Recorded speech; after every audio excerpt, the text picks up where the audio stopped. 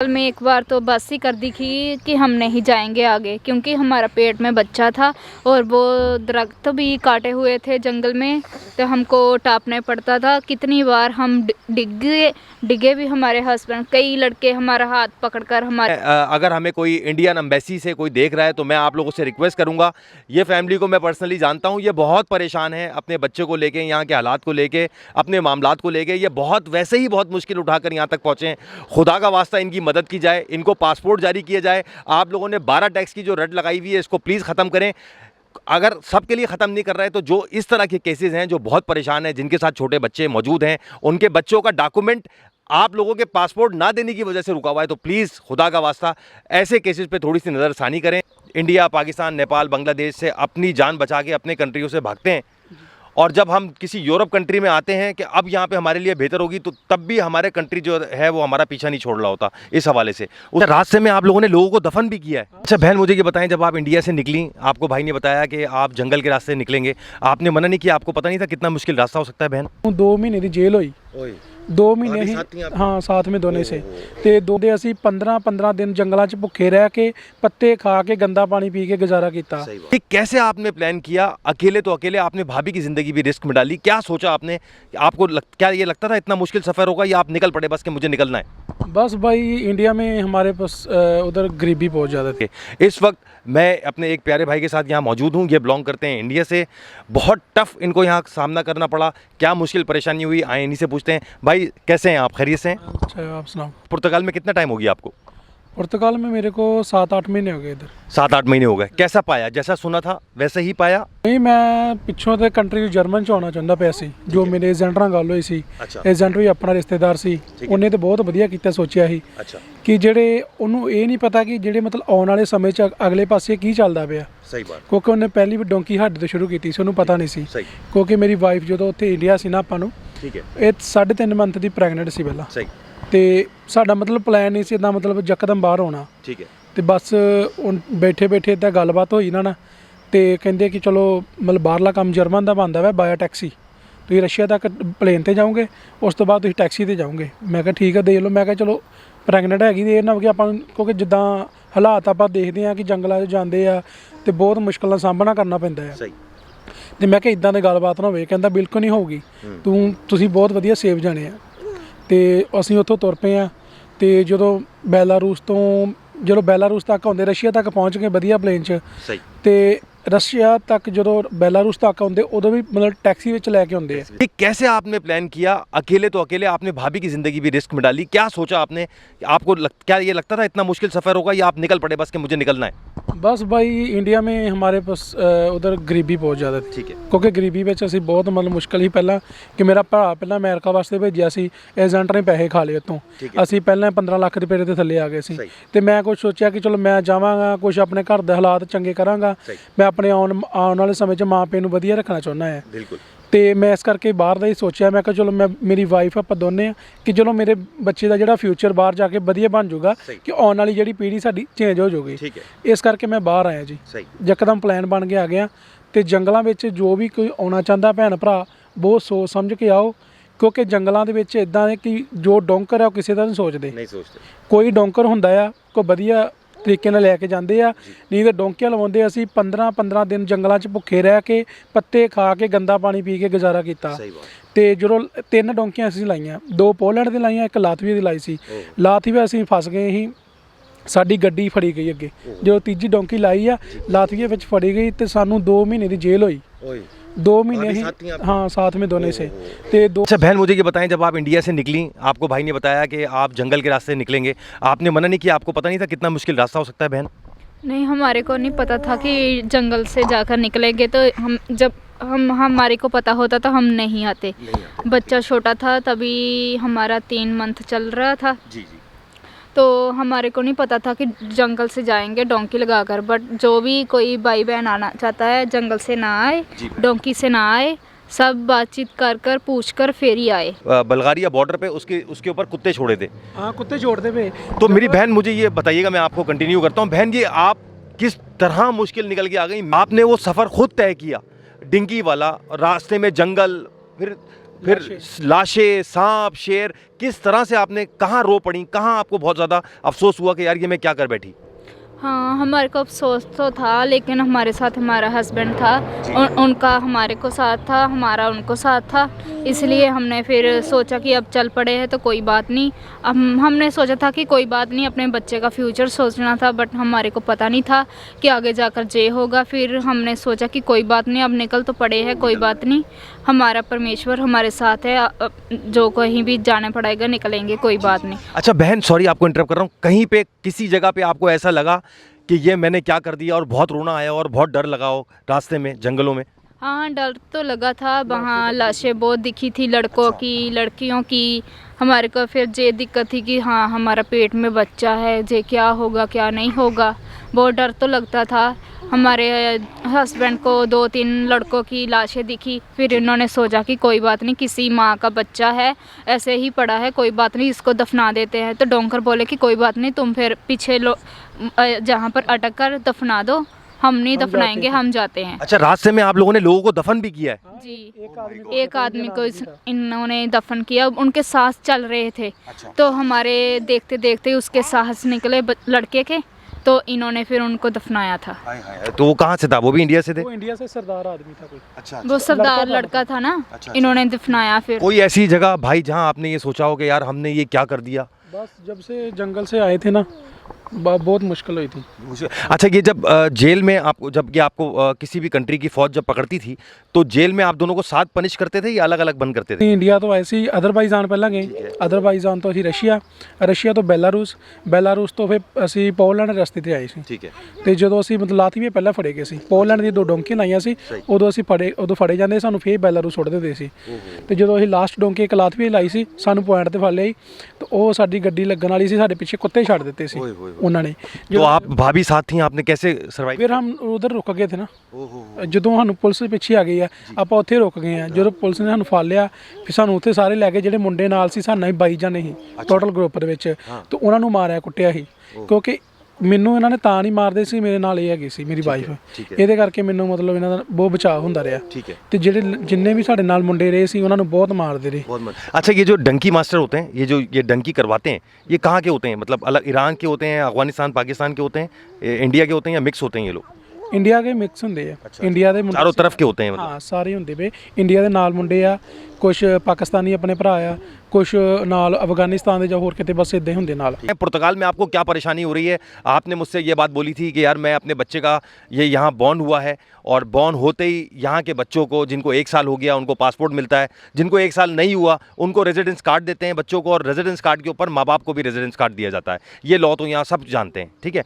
लेकिन मुझे अफसोस सिर्फ इस चीज़ का है कि हम लोग इंडिया, पाकिस्तान, नेपाल, बांग्लादेश से अपनी जान बचा के अपने कंट्रियों से भागते हैं, और जब हम किसी यूरोप कंट्री में आते हैं कि अब यहाँ पे हमारे लिए बेहतर होगी, तो तब भी हमारे कंट्री जो है वो हमारा पीछा नहीं छोड़ रहा होता। इस हवाले से उसकी वजह मिसाल ये बहुत सामने है कि अभी पुर्तगाल में आपके पास नौकरी नहीं है, ठीक है ना, और ये बच्चा जो यहाँ बॉर्न है, अगर इसके पास यहाँ पे आप लोगों के पास पासपोर्ट होता तो इस बच्चे को फॉरेन रेजिडेंस कार्ड मिलता, और इस बच्चे के ऊपर रेजिडेंस कार्ड पे आर्टिकल 122 पे आप दोनों को रेजिडेंस कार्ड मिलता, और इस बच्चे के पैदा होते ही अलाउंसेस शुरू हो जाते, आप लोग 100% लीगल होते, आपके अलाउंसेस शुरू हो सकते थे। सरकार काफ़ी मदद करती है यहाँ पे, ठीक है, आप नौकरी में भी आपकी मदद करती।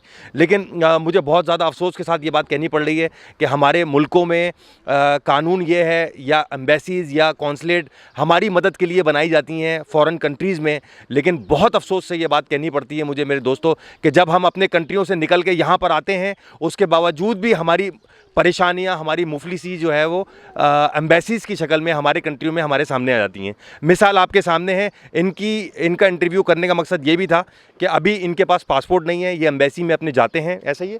ਐਮਬੈਸੀ 'ਚ ਜਾਂਦੇ ਆ, ਉੱਥੇ ਉਹ ਕਹਿੰਦੇ ਕਿ ਸਾਨੂੰ 12 ਟੈਕਸ ਚਾਹੀਦੇ ਆ, ਜਦੋਂ ਤੁਹਾਡੇ ਕੋਲ 12 ਟੈਕਸ ਹੋ ਜਾਓਗੇ ਫਿਰ ਤੁਹਾਡਾ ਪਾਸਪੋਰਟ ਅਪਲਾਈ ਹੋਣਾ। ਇਸ ਕਰਕੇ ਸਾਨੂੰ ਬੱਚੇ ਦੀ ਵੀ ਬਹੁਤ ਦਿੱਕਤ ਆਉਂਦੀ ਵੀ ਆ, ਨਾ ਅਸੀਂ ਤਾਂ ਪਾਸਪੋਰਟ ਬਣਾ ਸਕਦੇ ਆ, ਨਾ ਕੁਝ ਡਾਕੂਮੈਂਟ ਇੱਦਾਂ ਬਣਦਾ ਪਿਆ। ਇਸ ਕਰਕੇ ਚਲੋ ਬਹੁਤ ਰੱਬ ਦਾ ਧੰਨਵਾਦ ਆ ਜਿਨ੍ਹਾਂ ਨੇ ਇੱਥੇ ਸਾਨੂੰ ਭਾਜੀ ਨੇ ਸਾਂਭਿਆ, ਸਾਨੂੰ ਅਸੀਂ ਉਹਨਾਂ ਦੇ ਸਾਨੂੰ ਇੱਥੇ ਜਾਣਦੇ ਨਹੀਂ ਸੀ ਉਹ सही ਹੈਗੇ ਚਲੋ ਸਾਡੇ ਇਲਾਕੇ ਦੇ ਸੀ ਪਰ ਲੇਕਿਨ ਸਾਨੂੰ ਜਾਣਦੇ ਨਹੀਂ ਸੀ।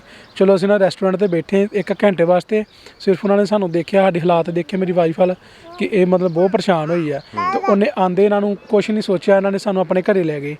ਜਦੋਂ ਸਾਨੂੰ ਘਰੇ ਲੈ ਗਏ ਇਹਨਾਂ ਨੇ ਆਪਣੇ ਕੋਲ ਰੱਖਿਆ, ਸਾਡਾ ਕਹਿੰਦੇ ਤੁਸੀਂ ਸਾਨੂੰ ਪੁੱਛਿਆ ਕਿ ਇੱਦਾਂ ਆਏ, ਦੱਸਿਆ ਕਿ ਇੱਦਾਂ ਆਏ ਆ, ਤੇ ਉਹਨਾਂ ਨੇ ਸਾਡੀ ਬਹੁਤ ਮਦਦ ਕੀਤੀ ਭਾਜੀ ਦਾ। तो इसका मतलब है कि हमारी जो एम्बेसीज हैं उससे बेहतर तो ये यहाँ पे इंसान घूम रहे हैं। हमारी एम्बेसीज बनाई जाती हैं हमारी मदद के लिए अलग अलग मुल्कों में, और ये लोग यहाँ कुर्सियों में बैठ के अय्याशी कर रहे हैं, बजाय इसके कि ये हमारा दुख समझें और ये जो 12 टैक्स का इन्होंने रट्टा लगाया हुआ है इसका ये लॉ ख़त्म करें और आप लोगों को पासपोर्ट जारी करें, ताकि आप अभी आपके पास नौकरी नहीं है, आपके बच्चे को जो सरकार की तरफ से यहाँ बेनिफिट्स मिलते हैं वो मिल सके और आपके लिए नौकरी और रेजिडेंस में आसानी हो सके। अच्छा, आपको कहीं नौकरी भी नहीं मिल रही, उसकी वजह यह है कि आपके पास रेजिडेंस कार्ड नहीं है, आपके पास आपके डॉक्यूमेंट नहीं है कि आप सेफ लॉक कर सकें क्योंकि आपके पास पासपोर्ट नहीं है। ये सारी मुश्किलात आपको पेश आ रही हैं। प्लीज़ प्लीज़ प्लीज़ मैं अगर हमें कोई इंडियन एम्बेसी से कोई देख रहा है तो मैं आप लोगों से रिक्वेस्ट करूँगा, ये फैमिली को मैं पर्सनली जानता हूँ, ये बहुत परेशान है अपने बच्चे को लेके, यहाँ के हालात को लेके, अपने मामलात को लेके। ये बहुत वैसे ही बहुत मुश्किल उठाकर यहाँ तक पहुँचे हैं। खुदा का वास्ता इनकी मदद की जाए, इनको पासपोर्ट जारी किया जाए। आप लोगों ने 12 टैक्स की जो रट लगाई हुई है इसको प्लीज़ ख़त्म करें।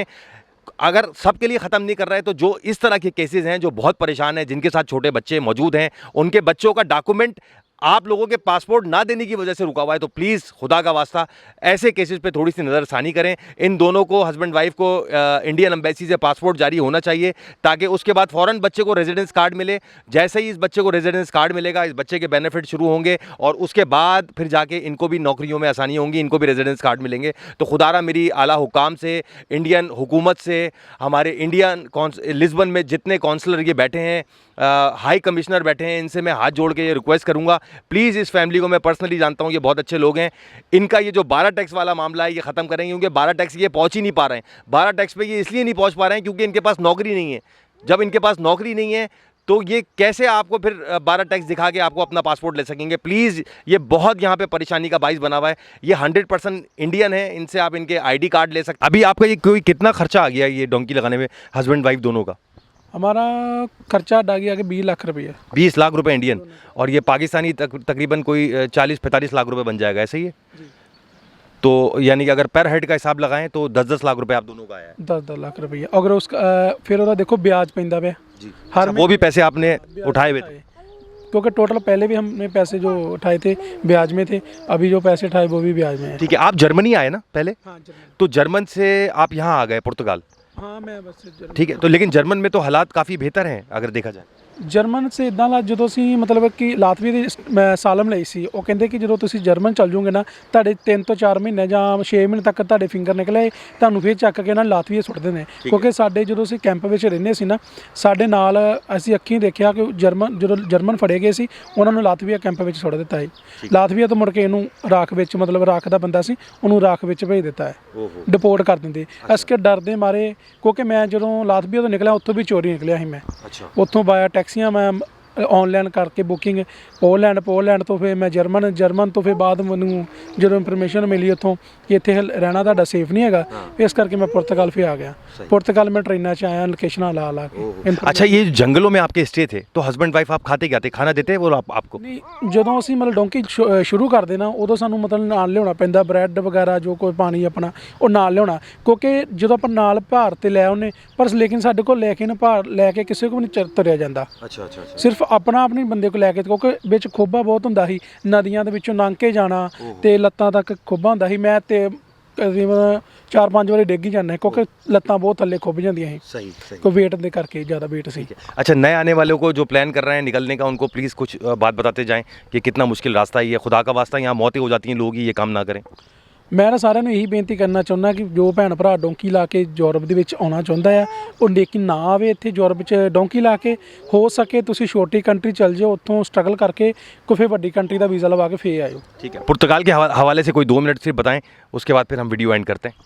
ਪੁਰਤਗਾਲ ਦੇ ਵਿੱਚ ਜੋ ਵੀ ਭੈਣ ਭਰਾ ਆਉਣਾ ਚਾਹੁੰਦਾ, ਕਮ ਸੇ ਕਮ ਸਾਲ ਦਾ ਕੋਲ ਇੱਕ ਖਰਚਾ ਹੋਣਾ ਚਾਹੀਦਾ ਘਰ ਦਾ, ਕਿਉਂਕਿ ਘਰ ਦਾ ਹਰ ਮਹੀਨੇ 300 ਰੁਪਏ ਰੈਂਟ ਆ ਜਾਂਦਾ ਫੈਮਿਲੀ ਨੂੰ, ਤੇ ਉਸ ਤੋਂ ਬਾਅਦ 200-300 ਰੁਪਏ ਆਪਣਾ ਰੋਟੀ ਪਾਣੀ ਦਾ ਖਰਚਾ ਆ ਜਾਂਦਾ ਕਿ 400-500 ਯੂਰੋ ਬੰਦੇ ਕੋਲ ਹੋਣਾ ਚਾਹੀਦਾ ਹਰ ਮਹੀਨੇ, ਕਿਉਂਕਿ ਮੈਂ ਇੰਡੀਆ ਤੋਂ ਘਰ ਮੰਗਾ ਕੇ ਤੇ ਉੱਥੇ ਪਰੇਸ਼ਾਨ ਹੋ ਗਿਆ, ਕੋਈ ਮੰਗਾ ਨਹੀਂ ਸਕਦਾ। ਪਿਛਲੇ ਹਾਲਾਤ ਮੇਰੇ ਮਾਂ ਪਿਓ ਹੈਗੇ ਵਿਚਾਰੇ ਬਜ਼ੁਰਗ, ਉਹਨਾਂ ਕੋਲ ਮੈਂ ਮੰਗਾ ਨਹੀਂ ਸਕਦਾ। ਤੇ ਪੁਰਤਗਾਲ ਦੇ ਵਿੱਚ ਜੋ ਵੀ ਭੈਣ ਭਰਾ ਆਉਣਾ ਚਾਹੁੰਦਾ 6 ਤੋਂ 7 ਮਹੀਨੇ ਦਾ ਆਪਣਾ ਖਰਚਾ ਲੈ ਕੇ ਫੇਰ ਤੇ ਆਵੇ, ਤੇ ਫੈਮਿਲੀ ਦੇ ਨਾਲ ਡੋਂਕੀ ਲਾ के ना आवे पहला।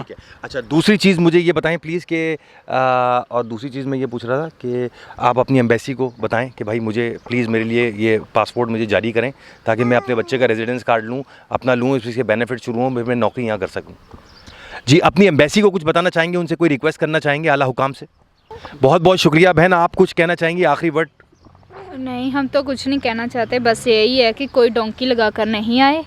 हमने तो जंगल में एक बार तो बस ही कर दी थी कि हम नहीं जाएंगे आगे, क्योंकि हमारा पेट में बच्चा था और वो दरख्त भी काटे हुए थे जंगल में, तो हमको टापने पड़ता था। कितनी बार हम डिगे भी, हमारे हस्बैंड, कई लड़के हमारा हाथ पकड़कर हमारे को चलाते थे कि सिस्टर हमारे साथ चलो, हमारे साथ चलो, क्योंकि हमारे पेट में बच्चा था, हमारे से चला नहीं जा रहा था।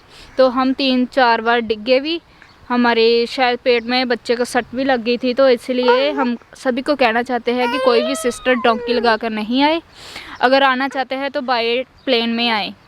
अच्छा बहन, और भी लेडीज़ थी या आप अकेली लेडीज़ थी वहाँ? मैं ही थी, अकेली थी, और कोई नहीं थे। लड़के थे वो हमारे अच्छे थे बहुत लड़के, उन्होंने इंडियन थे, उन्होंने भी बहुत 3-4 बार डोंकी लगाई। तो वो डोंकी लगाते थे, पुलिस पकड़ लेती थी। कई बार वो जो उनके पुलिस के कुत्ते होते थे वो भी वो छोड़ देते थे, बहुत लात भी मारते थे, बहुत ज़्यादा मारते थे पुलिस। साथ जो 2-3 लड़के थे, उसको मतलब कुत्ते ने पकड़ लिया था पीछे से कॉलर से, उसमें जब भागते हैं ना तो कुत्ता भी पकड़ मारता है, काटता है। आपके साथ कोई ऐसा इंसिडेंट तो नहीं हुआ, बच गए कुत्तों से? हम तो चलो रब दा शुक्र है, साढ़े नाल कोई भी इदा नहीं। ठीक है मेरे दोस्तों, इस वीडियो का बनाने का मकसद यही था कि प्लीज़ हम भाई की आवाज़ जो है वो आला हुकाम तक पहुंचा सकें, ताकि इनको जल्द से जल्द इनका कंट्री इनका पासपोर्ट दे बगैर 12 टैक्स के, क्योंकि 12 टैक्स इनके तभी पूरे होंगे जब इनका पासपोर्ट आएगा, इनको यहाँ काम मिलेगा, इनका यहाँ मैनिफेस्ट अप्लाई होगा, उसके बाद ही इनको काम मिल सकता है, अदरवाइज़ इनके लिए बहुत मुश्किल है। ठीक है, अपना ख्याल रखें, फिर अगले व्लॉग में आप लोगों से मुलाकात होती है। अल्लाह हाफिज़।